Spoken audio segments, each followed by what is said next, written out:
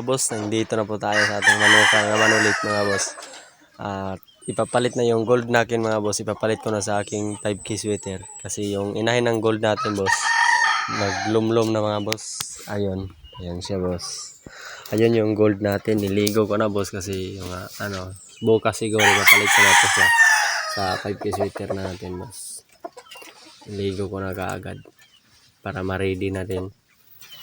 Ayan yung 5K natin boss oh. Ayan. Yun, easy lang siya doon mga boss. Papalitan natin siya mga boss.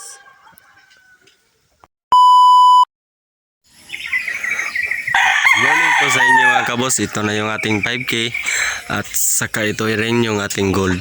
Ipapalit ko na sila boss kasi yung inahin ng ating gold boss. Naglumlum na po boss. Ipapalit ko na sila pagkatapos kong pinurga at saka pinainom ng vitamins at saka pang sipon. Ipapalit na natin sila boss. Ayan na boss, ayan na yung ating gold. Saka yung mga bayi boss nandun sa sa taas boss, ayun, natatakot sila. Kasi bago pa lang salang, hindi pa, kung sa tao pa hindi pa sila mag-shoot tapos. Ayan. Saka yun yung ganda ng ating gold boss. Ayan. Yung ating gold oh. Ang ganda.